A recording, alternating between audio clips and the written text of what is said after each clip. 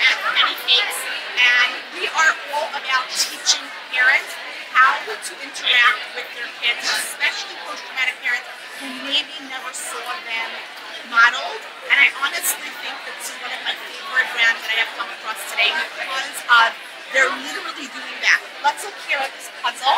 So this is a puzzle that you can do for like a family puzzle night, where if you look at, this is the one for the kids, for the toddlers, where the pieces are really big. So the toddler can make that part of the puzzle, and the parent's pieces are really small, so the parent can do a puzzle, make a puzzle that is challenging for a parent. So parents and kids can work together, and then when you put together the circle, you get this gorgeous puzzle, and we feel really accomplished because everyone in the family did it together. Exactly what I talk about when I say a shoulder-to-shoulder activity with your toddler, where you're working together and you're collaboratively making something happen, really builds attunement and trust. I love this puzzle. Going on here, we have Squiggle Hop game. Squiggle Hop is coming out in fall of 2024, and what Squiggle Hop is if you look on the floor, you see these like stepping stones. You basically have to, skip across the stepping stones, and as you skip across them, you have to do something with the family. Like this one says, ask another player to tell you one thing about their day yesterday. So you might ask your third grade sister, tell me about your day yesterday. And your third grade sister is going to tell you about her day yesterday. And there are silly ones like, tell me a funny story using a pirate voice. Sing a song as though you were underwater. So that everyone gets to be silly and playful together, but then at the same token, we're collaborative and we're also moving. So the wiggly younger kids are getting some proprioceptive feedback, they're moving, they're active, and we're learning about each other in the family. Another way to increase that coziness and cohesiveness feeling in the family. So I love this game. I'm telling you, like every single game in this entire booth is my favorite, so I'm not even sure what to say anymore. Okay, this is a fantastic conversation starter.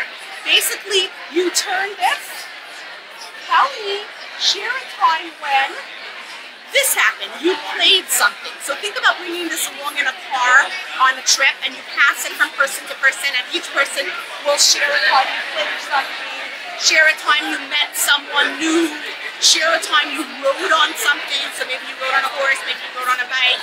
And the idea, again, is increasing a conversation in the family without the parent having to do a ton of heavy lifting, trying to make the conversation happen, because the conversation is going to flow naturally. Over here, we have this chat time game, kind of similar, but all these conversation starters that you can do one-on-one time within the family. What makes a day a great day? What new food will you try this year? So again, there's a whole way of scoring it. There's a really fun spinner that you can use. But the idea is for so many post-traumatic parents who are saying, I don't know how to have a conversation with my child, these games actually do the heavy lifting for you. Absolutely, I am so excited this brand exists, because it's like, if this brand didn't exist, I would have to invent these games, so they're out there and you can actually buy them. Some of these are available now, some of them are coming in the fall, but this is probably going to still rank as my number one find next week this year. Absolutely love this entire brand and the ethos of it in every way. So, for the mom who asked about helping her 3-year-old who is hurting the baby a lot, because chances are he's hurting the baby not because he wants to hurt the baby, chances are he's hurting the baby because no one's ever taught him the concept of gentle touch. So when you say to a baby, when you say to a 3-year-old, touch the baby gently, he's kind of looking at you like, define your terms. I don't know what you're talking about. What do you mean? What do you mean? Gentle. So with this doll, which has a very, very realistic texture, you can touch it. You can touch it hard, but that would hurt the baby, right? And when you feel it, actually, when you squeeze it, you feel the plastic underlying it. That hurts. That doesn't feel very good to the baby. But if you touch it gently, like this, and lightly, you don't touch the baby. So before the baby wakes up, we're going to practice. This is a hard touch. You don't do that with the baby. This is a gentle touch. If your hands want to do a lot of hard touches, you can do that with the doll, but you can't do that with the baby. So if your hands have a lot of squeezes in them, you feel all the squeezes in your hand, you can use the squeezes on the doll, but baby, we do gentle touches only. While I take care of my baby, you can take care of your baby. And it has a pacifier, and you can get a pacifier. It comes with a bottle, so you can feed your bottle. So I'm feeding my baby, you're feeding your baby. And that increases the older sibling's empathy for the younger sibling, and then they learn the concept of modulation, right? Sometimes our voices are loud when we're outdoors, sometimes our voices are quiet when we're indoors.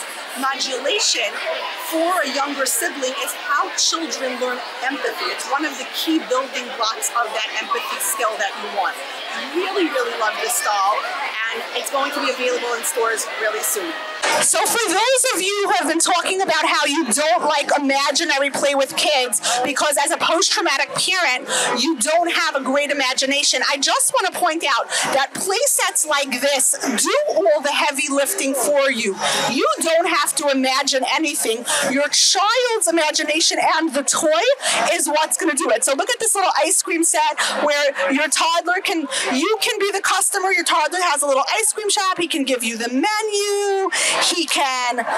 You can choose your ice cream. He can make you the ice cream, and he can give you ice cream. And yum, yum, yum, I'm eating ice cream. It's so yummy.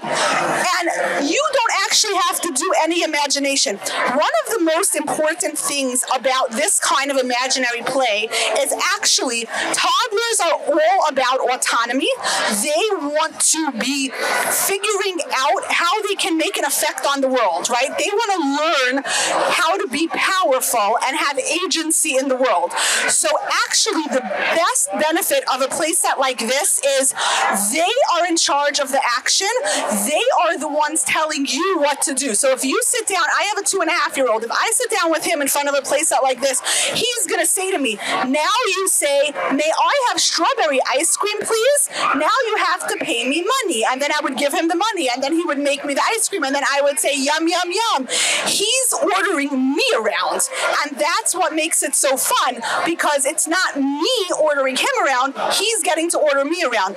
And the playset is doing all the heavy lifting. My imagination has to do nothing. All I have to do is be good at following orders from my 3-year-old. That is it. So if you're intimidated from imaginary play with kids, look for a playset like this, which this you can find at Walmart. It's from Batat. It's easy to find.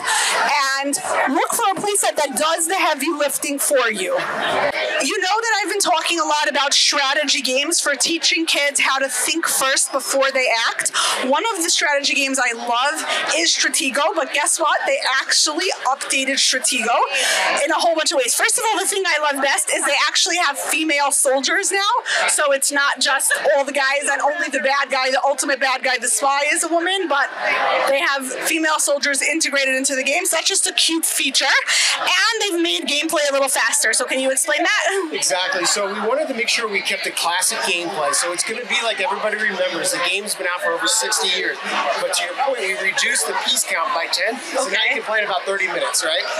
We've obviously enhanced the gameplay with new characters that are female integrated. But everything's going to play exactly like you remember. So it's Stratego, and then there's like these extra cards that add another level of play. So there's like some new skills even for parents to learn, which keeps us interested in playing, because you might be like me and have played Stratego a million times growing up.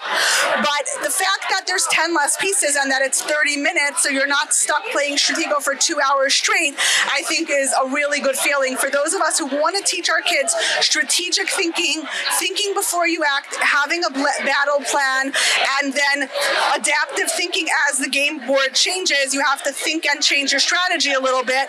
That's what Stratego is really best for teaching, but a lot faster, which I think is great.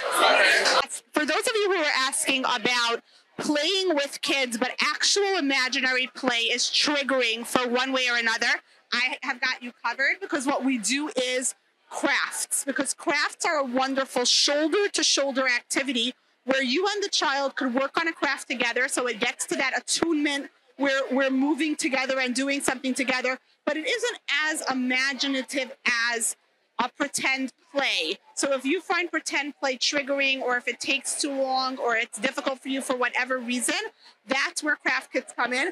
So this is poke in art, and basically what you do is You take the little square, so it's really easy for like small kids. I would say even like a 4-year-old could do this. You stick it on, you find one of the holes, you take the little poker, and you find a hole that hasn't been like used a million times today, and you simply poke it in. And now we have this gorgeous dress that's all decorated with our art. So that's one option.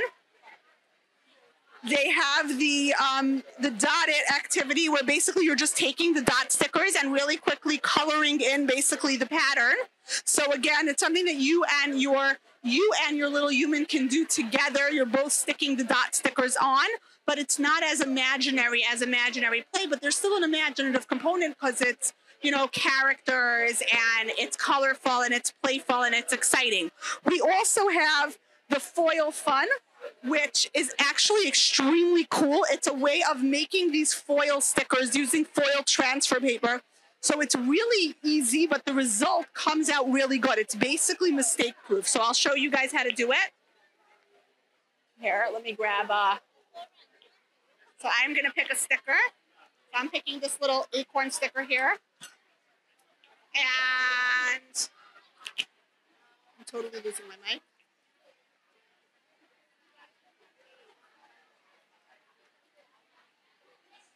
So you see, it was really easy for me to just peel off that adhesive, and then I decided I want to make it gold. So stick the matte side, I rub it on, and look how gorgeous that is. And now I have an acorn sticker. Now I can make this green, and then I can use it in art. I can make a greeting card. I have all these options. So that's a great shoulder-to-shoulder activity that isn't too frustrating. Even really little fingers can do this, and the results come out really pretty. So if that's the kind of activities you're looking for, this is a great shoulder-to-shoulder activity.